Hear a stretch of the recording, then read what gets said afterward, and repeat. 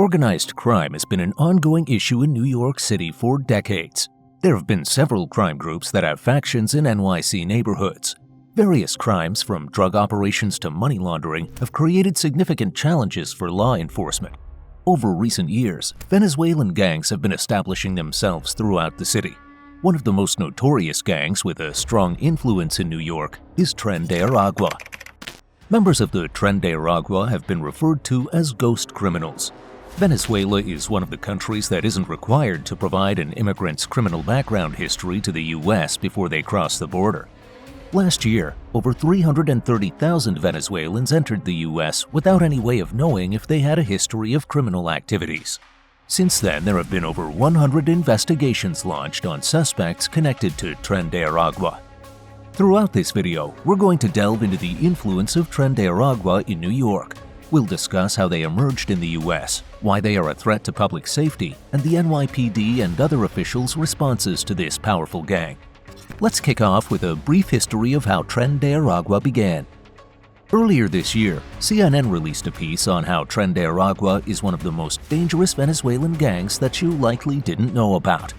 This gang hasn't been around as long as other notorious criminal groups we covered. However, this criminal organization has been able to grow and expand its territories of operations over the past 15 years.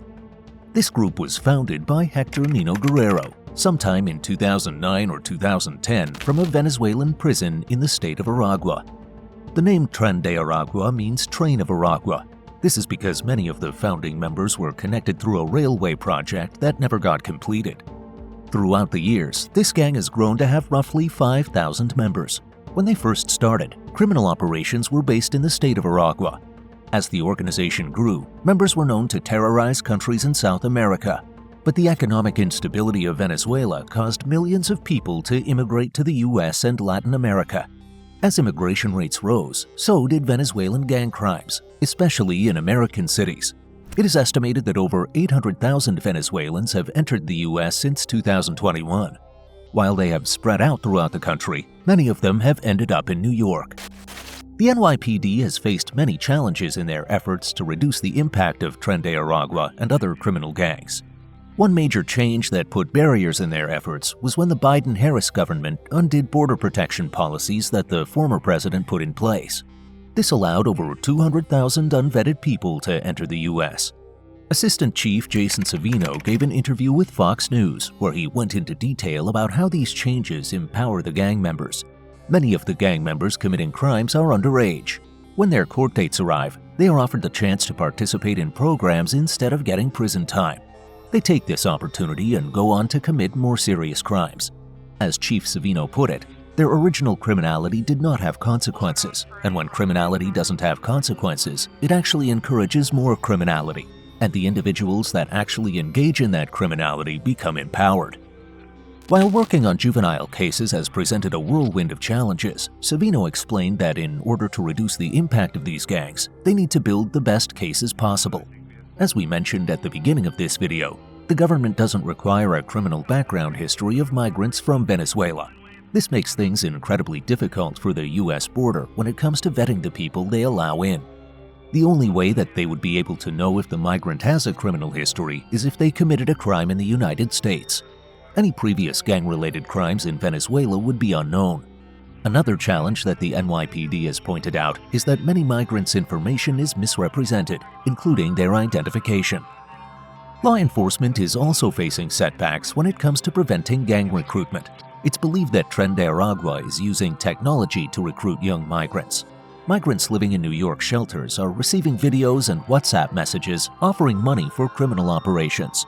For example, messages were uncovered for a smartphone theft ring where participants were receiving up to $600 per phone stolen. Many of these recruitment messages are being sent to minors as young as 11 years old. Because of changes in policies, minors don't receive the same level of penalization as adults would, allowing them to continue a life of gang crimes. However, the NYPD has stayed strong with its investigations. They have pinpointed patterns in criminal activities linked to Tren de Aragua. There has been a surge in moped robberies throughout New York City that are believed to be connected to Tren de Aragua.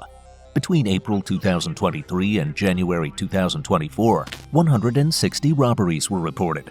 The The victims had smartphones, jewelry, and other valuable items stolen directly from them in the blink of an eye. The NYPD has discovered that the gang has been hacking into these stolen smartphones and taking people's savings. They have also been selling the stolen phones, believed to be making up to $1,500 per sold phone. The NYPD has arrested several people for these moped robbery crimes. While all the information points to these people being part of a Venezuelan gang, none of them will admit to any participation or connection. Members of the NYPD have also mentioned that these crimes do not speak for the majority of people who are migrating to the United States. Only a small percentage of people being let in are believed to be connected to these crime organizations. Despite the small number believed to be connected, there has still been an ongoing crime wave that continues to grow. Tren de Aragua has a reputation for being ghost criminals. We've explored numerous gangs and criminal syndicates throughout the years. One thing we've noticed is that investigators are savvy to who key players in these organized crime groups are, even if they don't have the intel to arrest them. But with Tren de Aragua and other Venezuelan gangs, even the highest-ranking members are slipping by undetected. This has led to an escalation of criminal activity in NYC and other American cities. Petty street crimes, like the moped robberies, are common, but they are only the beginning. This gang is known for its violent wrath, making it one of the most dangerous groups in the city. One of the most recent cases that Tren de Aragua has been linked to is the shooting of 2 NYPD officers during a traffic stop. On June 3, 2024, Bernardo Raul Castro Mata was pulled over for driving an unregistered scooter the wrong way on a one-way street. After running from the police, he shot at them. Luckily for the officers, these shots weren't fatal. One officer was shot in the leg, while the other was hit in the bulletproof vest. However, it does show how dangerous these gang members can be. He took the risk of shooting 2 armed police officers. During the investigation, Bernardo confessed that he was connected to Tren de Aragua. During his confession, he said it was common practice to shoot. When he was recruited, he was taught to shoot at rivals and police officers. Police officers in Venezuela get shot often during these confrontations because it gives the criminal an opportunity to get away. Changes in the law in the U.S. compared to Venezuela make things more complicated for criminals who try to fight back at the police. Tren de Aragua has also been linked to human trafficking and sex trafficking crimes. They have smuggled people into the U.S. and attached debts to them for bringing them over. With this debt bondage, their victims must pay off the money they allegedly owe. There were also women who were kidnapped and held against their will, forced to have sexual intercourse with men to pay off these debts. Some of these debts were known to be as high as $30,000. During an interview with a woman who was held captive during the sex trafficking ring, she informed authorities that there were approximately 30 women being held in apartments for trafficking across the U.S. While she was held captive, she was forced to have sex with an average of 4 men a day. So why did the women stay, you might be wondering? They were threatened by the leaders of this gang. These women were told that if they tried to escape or speak to law enforcement, members of their family in Venezuela would be killed. During the investigation of Bernardo Castro Mata, law enforcement discovered some crucial information about the gang's operations. One of the key pieces of insight he gave them was into the gang's smuggling and trafficking operations. You see, Tren de Aragua is also heavily involved in weapon smuggling and drug trafficking. Many of the members are living in shelters that are guarded by the city. These shelters have metal detectors, making it difficult to bring weapons inside, so they found a way around this. When delivery drivers come to the shelter, they aren't required to go through metal detectors, so members would be recruited to work for DoorDash and other delivery companies. They would conceal the weapons in the food orders, bringing them to members of the gang who were in the shelter. The gang has also been linked to a series of drug trafficking crimes. Most concerning is how they were using drugs like fentanyl to knock out victims and kidnap them. On September 27, 2024, a female gang member who goes by the name La Barbie was arrested in El Paso, Texas. One of her victims claims that La Barbie was a front woman for drug trafficking and sex trafficking. This victim was drugged multiple times by La Barbie, causing her to pass out. When she woke up, she was being assaulted by unknown men. Anytime this victim tried to escape, La Barbie would track her down, beat her up, and force her back. La Barbie was also believed to be using her own children as drug mules. The kids would hold and transport narcotics for their mother. After all, if these minors were caught with the drugs, they would get a slap on the wrist. While La Barbie is one of the high-ranking Tren de Aragua members to be brought to justice, there are many more on the streets using the same methods. They recruit underage members to have them hold and transport the drugs. This keeps the hands clean of adult members who risk facing prison time. The rise of gang activity has left local residents in these neighborhoods feeling unsafe. After the arrest of LaBarbie, one resident who wishes to be left unnamed spoke to the NY Post. They claimed, "We don't attend mass in our neighborhood church because we don't feel safe. Our peace and tranquility have been taken away."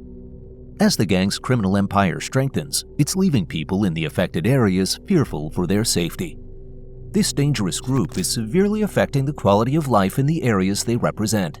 Local residents are straying away from these communities out of fear. This has caused a decline in patrons at local businesses. As NYPD addresses the challenges they are facing with the gang's presence, city officials have been expressing the need for more robust measures to take them down. However, the sophistication of this gang can rival the innovative techniques of law enforcement. They are always a step ahead of the people trying to take them down. While it may seem like Tren de Aragua is outsmarting authorities, that's not necessarily the case. The surge in their activities has made a strong impact in the past year. In the spring of 2024, Homeland Security began compiling data on the gang. There were roughly 600 people that they believed could be connected to Tren de Aragua. After screenings, information revealed that around 100 of those suspects were confirmed gang members. The others who were screened were found to be witnesses, victims, or had other interactions with Tren de Aragua. The confirmed gang members have been detained. While this is a huge step forward for NYPD and addressing the concerns of public safety, there is still a long road ahead of them for determining the exact number of Tren de Aragua members in NYC. Tren de Aragua may be a more recent threat to the NYPD, but these officers can overcome the challenges set in front of them. Now that they are aware of the gang's presence, the key things they need to investigate is who the leaders are, how many members are in New York, and their various illegal activities within the city. As Assistant Chief Jason Savino pointed out, discovering the gang's patterns will play a crucial role in getting leads, making arrests, and reducing their impact. Information revealed during the arrest of Bernardo Raul Castro-Mata also revealed key insight into how the gang is smuggling weapons. Higher security on what is coming in and out of the shelter could put forth challenges for the gang's operations. Increased surveillance will be crucial for making sure this happens. Surveillance in neighborhoods where gang members are discovered to be operating could also help the NYPD identify key members of Tren de Aragua. Once the officers have identified key players, they will be able to conduct targeted operations. These can be effective for bringing down multiple members with the goal of decreasing the size of Tren de Aragua. As we've seen covering other gangs, when many top members are arrested, it can severely affect their influence and ultimately lead to their demise. Tren de Aragua is one of the most powerful Venezuelan gangs operating in New York City today. Gang members are known as ghost criminals because they are able to enter the U.S. without any information on their criminal past and gang connections being revealed. Many Venezuelans are always able to enter the country with misrepresented identification. As they make a new life for themselves in a migrant shelter, gang members use the opportunity to recruit them. This has led to the evolution of a large and powerful gang committing violent crimes throughout the city.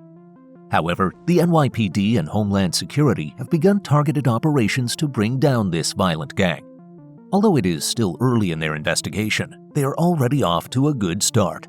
They have identified the gang's use of delivery drivers to smuggle in weapons and how the gang enlists minors to commit crimes because of the lack of penalization.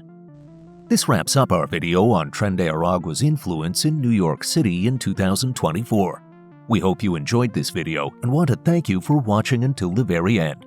If you enjoyed this content, we have more in store for you. Make sure you hit like, share, and follow to see more.